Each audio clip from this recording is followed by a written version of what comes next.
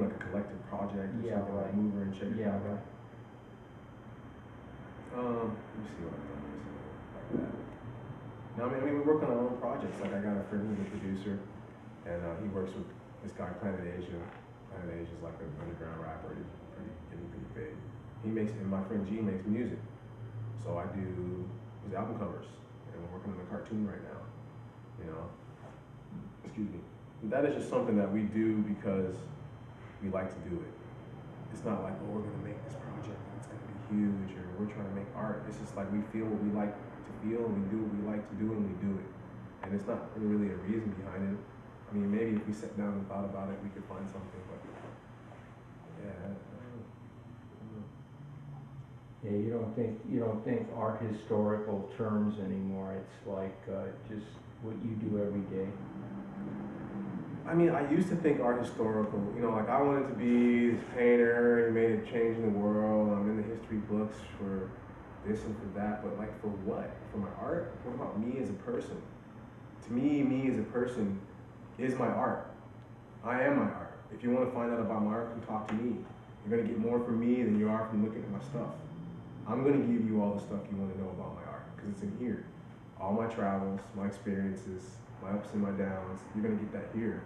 You know, so I stopped thinking about it like that, and then I kind of put my art in its place.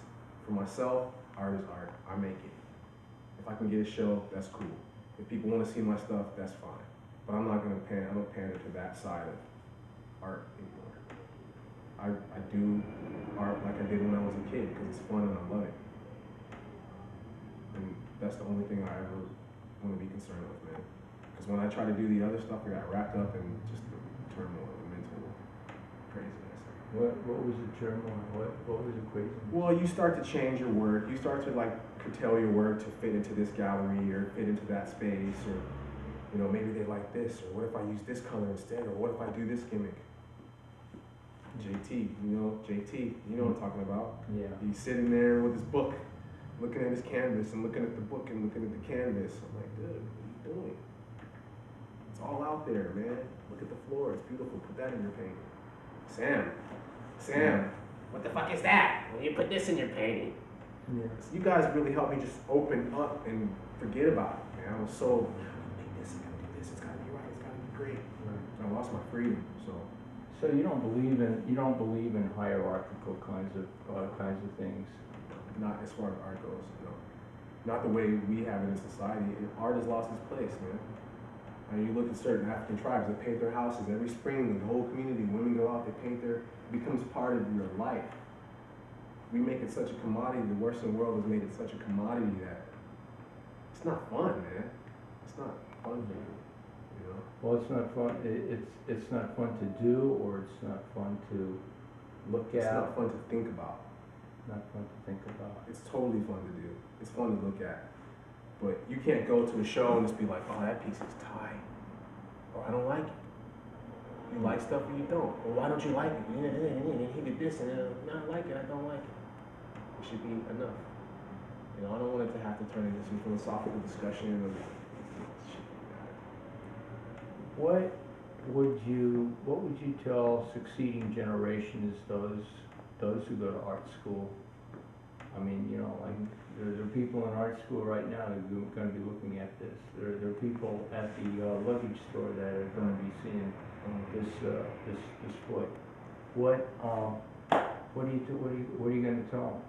I tell them to do what the hell they want to do. Be your own person. Search for yourself. Follow your heart. Read. Take the good shit in, throw the bad shit out. You know? Yeah. And everyone has to develop their own opinion. When you're in art school, you're supposed to be getting molded. You're supposed to be confused. You're supposed to be not, lost. When you get out of art school, you're still going to be lost, finding what you do. When you get older, you start to look back on your life, all your experiences, and you can begin to put it together for yourself. But that whole process is a school. It's a learning process. And I think so much is put on it that they don't really get you geared up for the real world. What gets you geared up for the real world? Just being in it? Hell if I know, man. My parents tried, and yeah, just being in it. You know, you gotta have a good family base. Like my parents were really good. You know, my mother's my real mother, my father's my stepfather. You know, my mother, her first boyfriend got her pregnant. She had to drop out of college. She had me. She joined the military to make a better life for herself. She wanted to be a nurse, but she couldn't be a nurse because she had me. And she met her boyfriend, Ted, who's my dad. You know, great family unit. They're still together. They're like high school kids. Go to the house, they're on the couch smooching. Well, I got friends. What are you doing? You know. So to see them get up, I guess for me to see those guys get up every day, 5 o'clock, go to the military for 22 years apiece, come home, raise a kid, have a family, buy a house, you know, like we came from nothing, they have everything now. And that's my role model for their life. They didn't really do art. My mom taught me how to draw. I guarantee you, she would smash half of the kids in art school when it comes to drawing, representational work. Yeah. But she's not an artist. But she gave me all what I got. You know. What are the recent books or magazine articles that you read that you could quote? I mean, titles that you could quote. Titles for what? Oh, I don't know. Yeah. What's the last magazine you read? Last magazine I read? Yeah. The last book you read. The last book I read was The Da Vinci Code. Okay. Did you read that? Yeah. My mom's Christian, you know, my whole family's into that. I was in a black Pentecostal church, holy rolling, falling in the aisles. So I had to read that because, you know, that's part of my personal life, you know. Sure. I haven't read any good quotes lately. I really haven't. What's the last movie you went to? The last movie I went to? In the theater or in my house? Oh, either one. Because I buy bootlegs. Yeah, it's cool. What's the last title that you saw?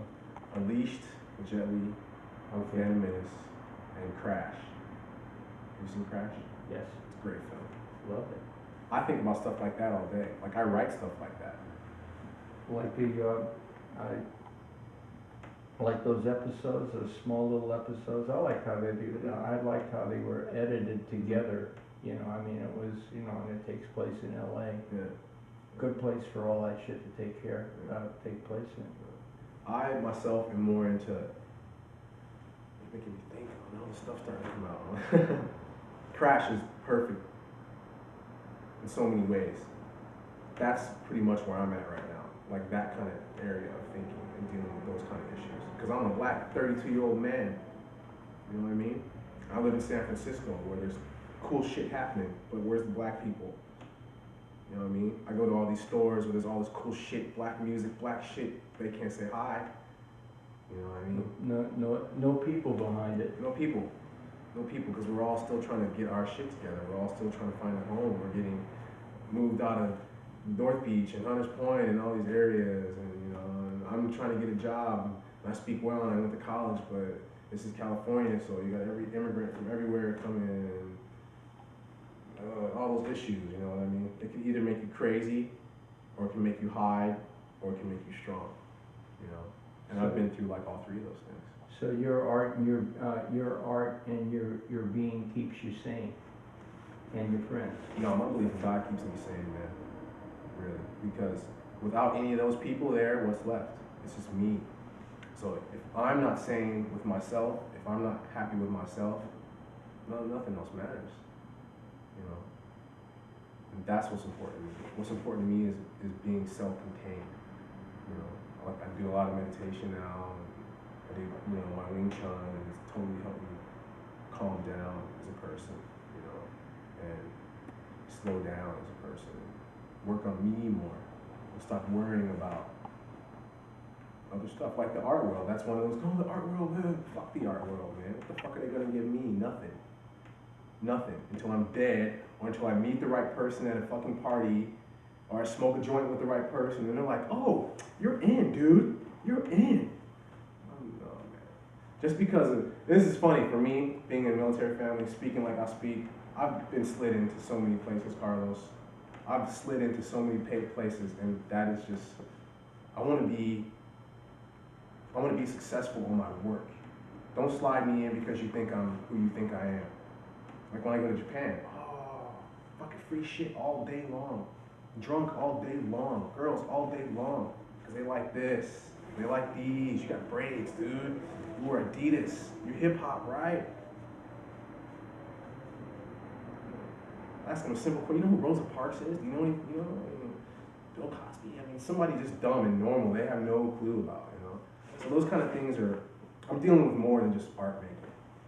And I guess for me, it's like if you're a girl, you gotta be a girl and make art in a man world. You know, everyone has issues, but art is just art to me, Carlos. You know, people are more important. Life is more important. You know, because I tell you, man, being at an art school, you'd be surprised how many people aren't artists. You'd be surprised how many people don't give a shit about your art. And you'd be surprised at how many people think a yellow picture with one flower is so much cooler than the fucking thing you worked on for 6 months to get just that little nuance together. They don't even understand that, because the art we make, the world we live in, is about a certain kind of knowledge and understanding, right? You know, like if I look at your work right now, I mean, I don't really know what's going on. These things look like they might open because there's hinges and stuff. There might be something exciting, but I work with wood all day. Maple or pine or whatever is just pretty in itself. You know? You can always put that on the wall frame.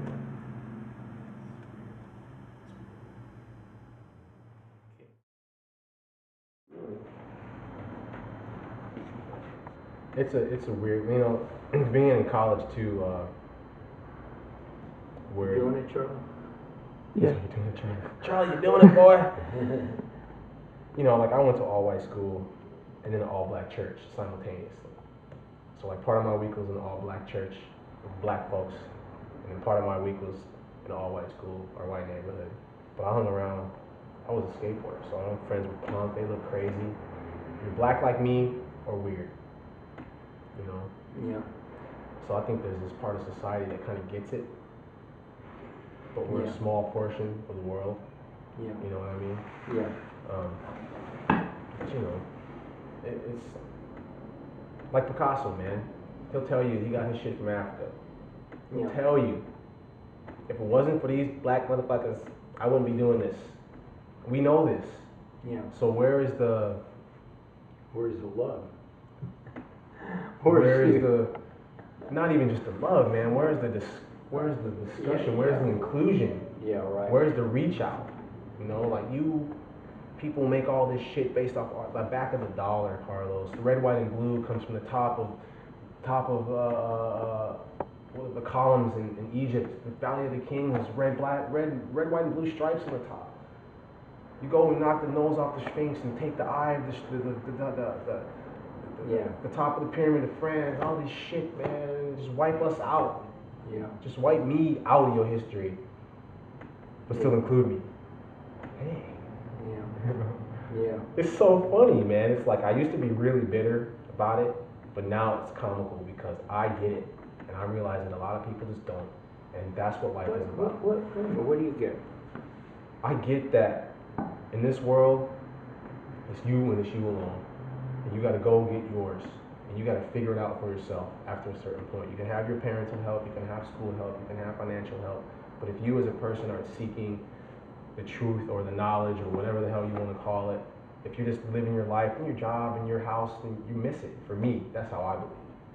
So I had to go out and search my soul, search my life, search my history and my culture to really figure out what was going on in this world for me, you know, and where I stood as a man, as a person, as an artist. You know, and simple thing, like the Moors were in Spain for 500 plus years, right? Mm-hmm. Slavery started, what I'm trying to say here. When did Columbus come over here? 1492, Columbus sailed the blue, sailed so fast, burnt his ass. Mm-hmm. The Moors were still in Spain, man. Yeah. They were battling Spanish. Remember that? We don't talk about that stuff. Slavery happened real soon around the same time. What's that about? Yeah. Big business? Hatred? We're gonna get you motherfuckers back?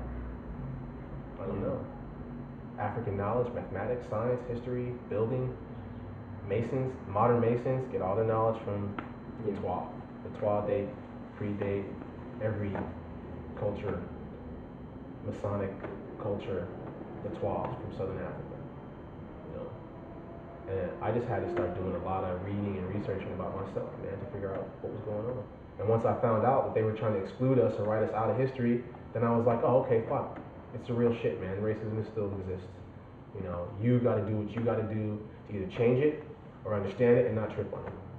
So right now I'm learning to understand it and not trip on it, and then when it's time to change, I'll be able to change something. But I have to fix myself before I can make that change. You know, some people can do it a different kind of way. I had to change myself first and understand certain things first before I decide to go out and make that kind of change. Like I think about that, being in a place where I can be the next Black voice, you know, using my art and all that. But you know what, man? I really don't want to deal with these gallery motherfuckers, man. I mean, excuse my French, but when I go in there and they have that, I'm like, dude, you don't even know where I've been, who I've been with, what I've been doing, and right away, here you come with this Attitude. that kills me. I sold suits for a long time, you know. Mm-hmm. Worked in Nourishments for a minute, a couple of years, and before that I worked at Dillard's in a suit and tie, nice shit. I got nice shit in my closet, you know. And if a person comes into my sales floor and I have that kind of attitude because I'm selling shit, they don't want to buy from me. They don't want to work with me. You got to kind of be humble, you know. It's a two-way street. I want to sell you something. You want to buy something. We're gonna work this out, or are we gonna both? And I just don't have the tolerance right now for that kind of world. I really don't. I just can't deal with that kind of shit. I don't care. That's why I don't care right now. I do, but I'm not ready for that right now. Yeah. You know. So education allowed you to be aware of making choices. Most definitely. That's what education should do. It should empower you to. It should give you the knowledge to understand. You have multiple choices. Yeah. It should give you the knowledge to understand that you can understand. You can or you can't. You know. You know, when I was graduating school, one of my best friends, you know, who's not Filipino, who, you know, just, you know, a young poet guy, Tom Hauser, he came up to me and he wrote a small poem. He wrote a small poem about me, and it was pretty far out because every now and then I think about it and I think about, well, where am I in terms of this poem? And he said, Carlos would be a tree if it weren't for the sidewalks. That's heavy. That's Yeah.